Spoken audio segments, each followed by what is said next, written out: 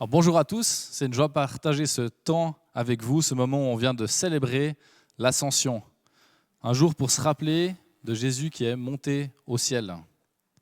Et une fois de plus, les disciples sont perdus, ils ne savent pas trop ce qui se passe.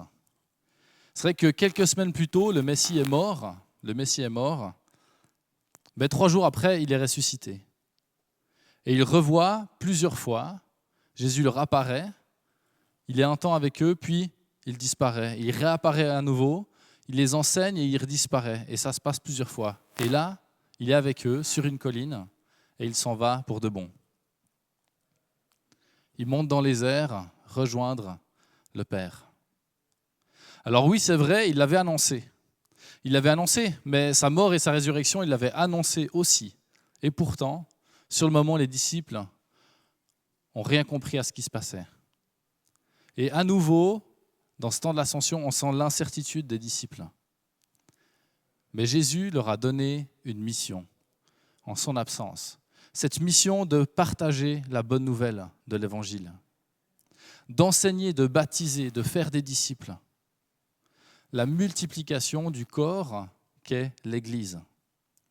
Et cette Église qui est également l'épouse de Christ et qui doit se préparer et s'attendre à son retour. Parce qu'il l'a aussi dit clairement, Jésus l'a aussi dit, il reviendra un jour. Et grâce à la Bible, on le sait, Jésus ne va pas laisser les disciples seuls bien longtemps, et il va leur envoyer son esprit. Et son esprit qui va les équiper pour les accompagner dans cette mission qu'il leur a donnée. Et maintenant, qu'est-ce qui se passe ? Ça fait déjà 2000 ans que Jésus est parti et il n'est toujours pas revenu. La mission n'est pas terminée. Mais la mission n'a pas changé. La mission nous a été confiée à notre tour. Et un jour, personne ne sait quand, Jésus reviendra et demandera à chacun de nous, « Qu'as-tu fait en mon absence ?» Et pour aborder ce sujet-là, j'aimerais prendre avec vous une parabole qu'on a déjà abordée en début d'année et qui mérite encore notre attention aujourd'hui. C'est la parabole des talents qu'on trouve dans Matthieu 25, les versets 14 à 30, que je vais vous lire. « Il en sera du royaume des cieux comme d'un homme parti pour un voyage. Il convoqua ses serviteurs, leur confia l'administration de ses biens. Il remit à l'un 5 talents, à un autre 2 et à un troisième 1 seul, en tenant compte des capacités personnelles de chacun. Puis il s'en alla. Celui qui avait reçu les 5 talents se mit aussitôt à les faire fructifier, de sorte qu'il en gagna 5 autres. Celui qui avait reçu 2 talents fit de même et en gagna 2 autres. Quant à celui qui en avait reçu qu'un, il s'en alla creuser un trou dans la terre pour y cacher l'argent de son maître. Longtemps après, le maître de ses serviteurs revint et leur fit rendre compte de leur gérance. Celui qui avait reçu les 5 talents se présenta, apportant les 5 talents supplémentaires qu'il avait gagnés. « Maître, dit-il, tu m'avais remis 5 talents, j'en ai gagné 5 autres, les voici. » « Très bien, lui dit son maître, tu es un bon et serviteur fidèle, en qui on peut avoir confiance. Tu t'es montré fidèle en peu de choses, c'est pourquoi je t'en confierai de plus importantes. Viens partager la joie de ton maître. » Celui qui avait 2 talents se présenta aussi et dit « Maître, tu m'avais remis 2 talents, j'en ai gagné 2 autres, les voici. » « Très bien, lui dit son maître, tu es un bon serviteur en qui on peut avoir confiance. Tu t'es montré fidèle en peu de choses, c'est pourquoi je t'en confierai de plus importantes. Viens partager la joie de ton maître. » Enfin, celui qui n'avait reçu qu'un talent vint à son tour et dit « Maître, je sais que tu es un homme dur. Tu moissonnes là où tu n'as rien semé. Tu récoltes où tu n'as pas répandu de semences. Alors j'ai pris peur et je suis allé cacher ton argent dans la terre. Voilà, prends ce qui t'appartient. » Mais son maître lui répondit « Méchant et paresseux serviteur, tu savais que je moissonne là où je n'ai rien semé, que je récolte là où je n'ai rien répandu de semences. eh bien, tu aurais dû placer mon argent chez les banquiers. Et à mon retour, j'aurais récupéré le capital et les intérêts. Qu'on lui retire donc le talent et qu'on le donne à celui qui en a déjà 10. Car celui qui a, on donnera encore. Et il sera dans l'abondance. Mais à celui qui n'a pas, on ôtera même ce qu'il a. Quant à ce vaurien, jetez-le dans les ténèbres du dehors, où il y aura des pleurs et d'amers regrets.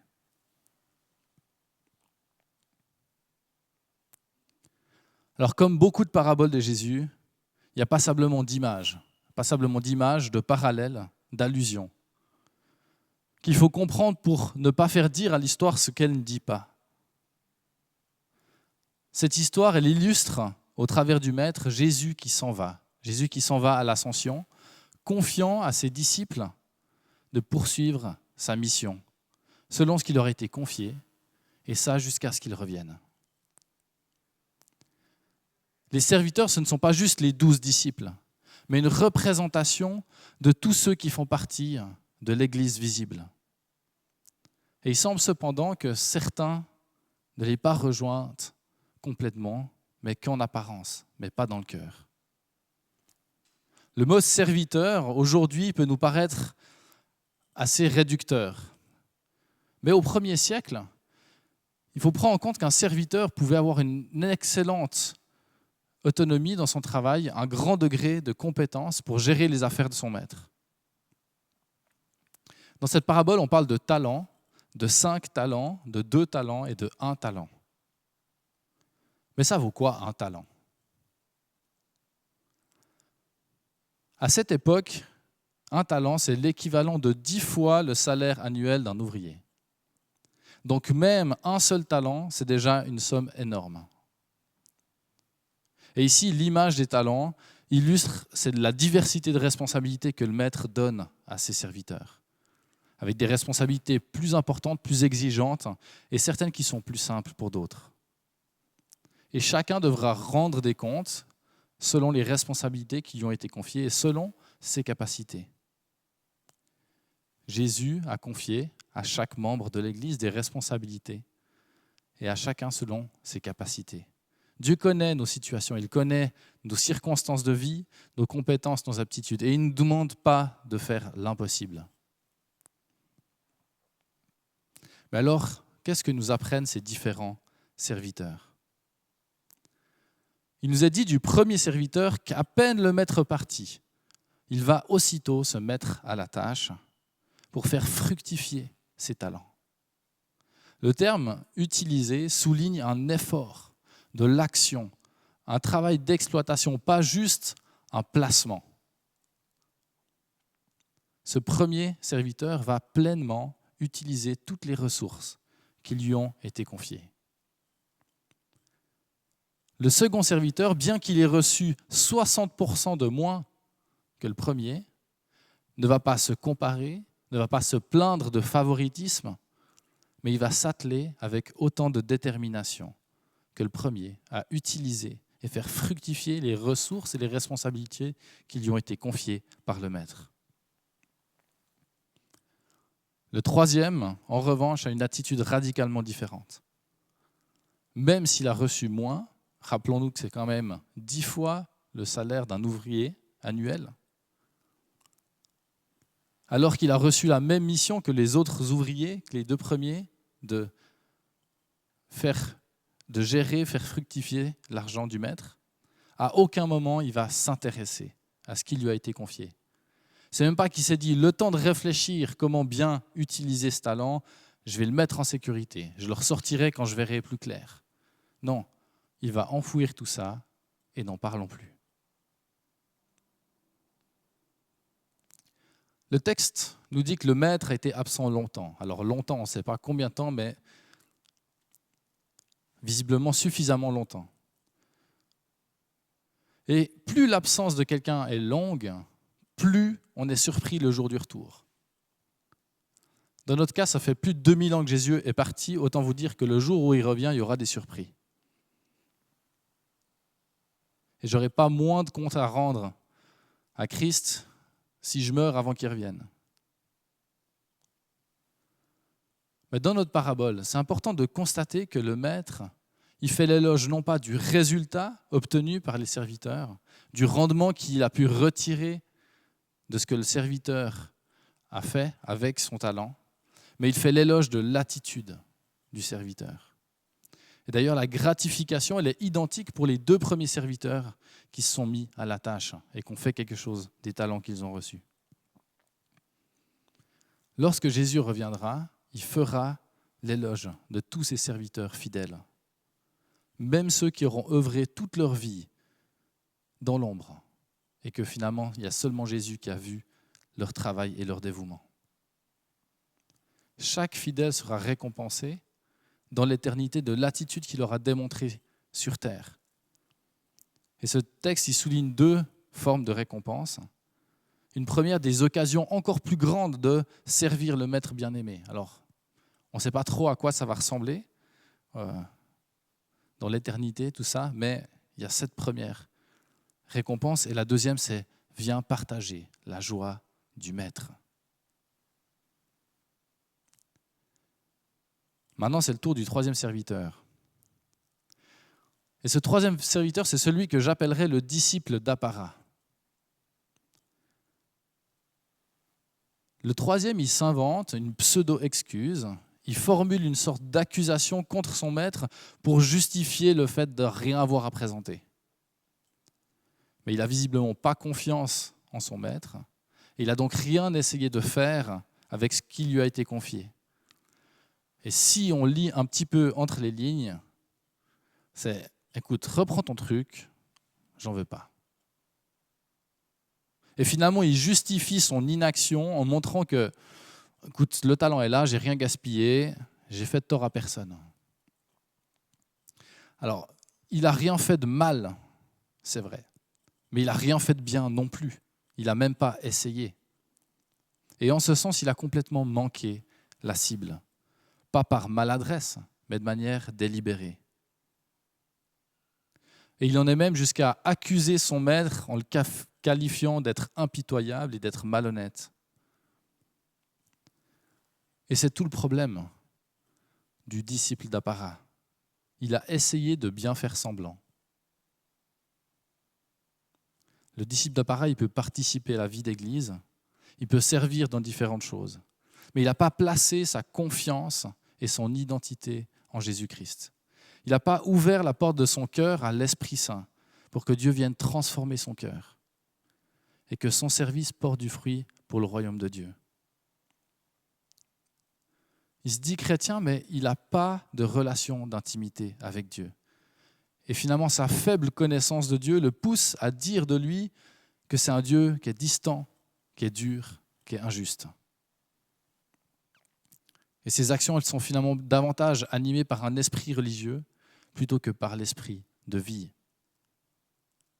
Et il dit avoir peur du maître sans toutefois reconnaître la souveraineté du maître, mais aussi toutes ses autres qualités, sa bonté, sa compassion, sa justice, sa grâce.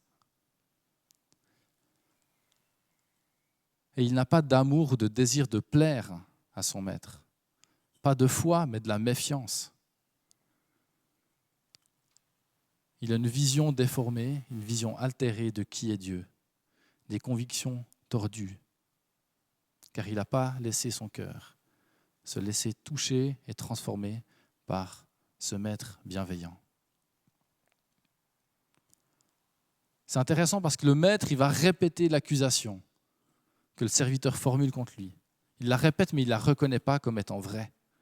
Il met le serviteur devant son incohérence. En lui disant finalement, mais si vraiment ce que tu penses, si vraiment ce que tu affirmes, c'est ce que tu penses, alors le minimum, ça aurait été de mettre cet argent à la banque pour qu'il rapporte au moins un petit quelque chose. Mais le fait que le disciple, le serviteur n'ait même pas fait cela, ça démontre son indifférence et son irresponsabilité à l'égard du maître. Et quand bien même l'accusation du serviteur serait plausible, même si elle était vraie, en fait, ça démontrerait encore plus son attitude déplorable. En vérité, ce 3e serviteur ne se souciait pas de son maître, de ses affaires, ni de son retour. Et une fois devant le retour inattendu du maître, au pied du mur, sans préparation, il va bafouiller quelque chose, il va tenter des excuses, très maladroites pour le coup. Les 2 premiers serviteurs, ils ont saisi l'occasion qui leur ont été donnée de servir le Seigneur, en utilisant ce qui leur a été confié et en s'attendant à son retour pour avoir quelque chose à lui présenter et en prouvant l'authenticité d'un salut qui porte du fruit. Et au contraire, notre disciple d'apparat, il a mis de côté ce que Dieu lui a confié pour vaquer égoïstement à ses propres occupations, ses propres désirs. Il se disait serviteur de Dieu, mais ses actions l'ont démenti. Le résultat des 2 premiers serviteurs, c'est celui d'une vie pleine de sens, de satisfaction de ce qui a pu être réalisé dans la consécration au Seigneur. Le résultat du 3e nous montre une vie qui est vide de sens, une vie futile où les occasions offertes, les bénédictions offertes, accordées par Dieu, elles ont été négligées, elles ont été gaspillées. La fin de cette parabole, elle peut nous paraître assez injuste et violente. Quand il est dit « on donnera à celui qui a déjà, puis on retirera à celui qui a déjà peu ». Mais la parabole, elle ne parle pas ici de la répartition des richesses dans le royaume de Dieu. Elle parle de salut. En disant à celui qui aura saisi les bénédictions, les occasions données par Dieu et qui aura porté du fruit, à celui-là, Dieu donnera encore davantage. Mais à celui qui aura négligé les bénédictions de Dieu, qui aura négligé les occasions données par Dieu, au jour du jugement, Dieu retirera même ces bénédictions-là qui avaient été confiées. Par la conversion sincère, le disciple, il obtient tout en Christ. Par le salut en Jésus-Christ, il obtient tout. En revanche, celui qui aura vécu une foi superficielle, qui ne se sera pas réellement confié en Dieu, lui perdra tout. Et maintenant, qu'est-ce qu'on fait ? Un jour, Jésus reviendra et te demandera « Qu'as-tu fait du cadeau de la grâce ? Qu'as-tu fait des bénédictions, des occasions que je t'ai données ?» Cette parabole, elle veut nous encourager dans notre vie de disciple à servir Dieu fidèlement, pas par devoir, mais par amour, et à s'attendre à son retour. Et c'est un défi de trouver l'équilibre entre être actif en servant Dieu sans perdre de vue le fait qu'il va revenir et qu'on doit se réjouir qu'il va revenir, même si on peut vivre de belles choses ici. Et à la fois, on doit se réjouir et s'attendre à son retour, mais pas dans la passivité, mais dans une vie de disciple active. Alors qu'est-ce que je dois faire ? La question n'est pas de savoir si j'ai reçu beaucoup ou pas, si j'ai déjà eu beaucoup d'opportunités ou pas, mais est-ce que je me sens concerné par les affaires de mon maître ? Est-ce que je sers le royaume de Dieu à travers les bénédictions et les opportunités que Dieu me donne et que Dieu m'accorde ? Oui, mais tu vois, il y a des personnes, des gens plus doués que moi pour ça.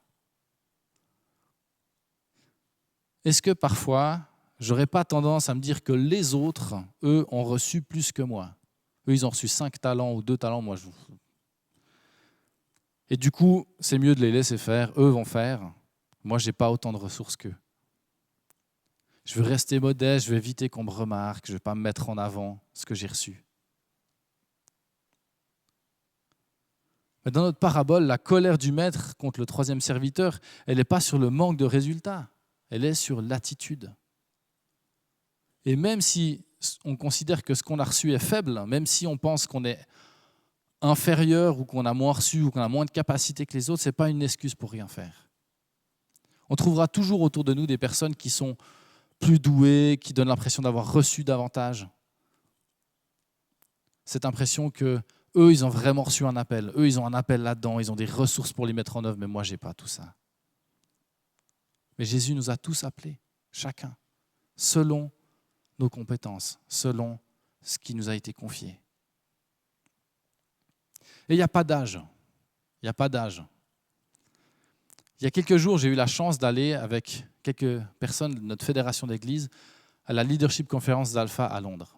Et on nous a rapporté un témoignage incroyable sur le fait qu'il n'y a pas d'âge pour servir le Seigneur. Un homme âgé qui, toute sa vie, il a eu une passion pour l'évangile et puis il était évangéliste dans le cœur. Et puis il a partagé l'évangile autour de lui.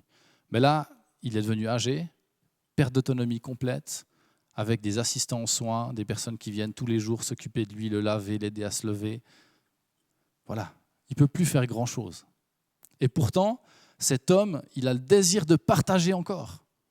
Alors il a une aide de soins qui vient tous les jours, puis lui, il ne peut plus lire. Alors il s'est dit, je vais demander à l'aide de soins de me lire des passages de la Bible. Alors il a soigneusement choisi, chaque fois, des passages de la Bible qui montrent qui est Dieu, ce qu'il a fait au travers de son Fils et autres. Puis il demande simplement à l'aide de soins, est-ce que vous pouvez me lire quelques passages de la Bible? Vous pouvez me lire ce passage-là ou celui-là? Et petit à petit, cette personne, elle a lu la Bible pour son patient, mais elle l'a lu aussi pour elle. Et puis finalement, elle a posé des questions. Et puis, ce vieil homme, il a pu diriger cette personne pour suivre un cours alpha. Et cette personne, elle s'est convertie, puis elle s'est fait baptiser. Comme quoi, il n'y a pas d'âge. On peut toujours faire quelque chose pour l'œuvre de Dieu, même si on a l'impression d'avoir peu de ressources. Mais peut-être ce que je viens de partager, c'est encore trop lointain pour toi parce que aujourd'hui, l'interpellation qui te travaille, c'est cette impression de vivre une vie de disciple d'apparat. Et si c'est ton cas, aujourd'hui, j'aimerais te partager cette parole qui se trouve dans 2 Corinthiens 6, les versets 1 et 2. Ne négligez pas le cadeau de la grâce que vous avez reçu de lui. En effet, Dieu déclare, au moment favorable, je t'ai écouté. Au jour du salut, je suis venu à ton secours. Eh bien, voici maintenant le moment vraiment favorable. Voici le jour du salut. Aujourd'hui, c'est peut-être pour toi le moment favorable, le jour du salut. Alors je t'invite, si tu le souhaites, à faire cette prière avec moi dans ton cœur. Jésus-Christ, je vais me tenir devant toi maintenant. Je te demande pardon d'avoir négligé ta voix jusqu'à aujourd'hui. Pardon pour toutes ces bénédictions et les occasions que tu m'as données et que j'ai manquées, que je n'ai pas saisies. Seigneur Jésus, je veux maintenant placer ma confiance en toi et accueillir ton Saint-Esprit dans mon cœur. Père, apprends-moi à te connaître et viens transformer mon cœur afin que ma vie te rende gloire. Amen.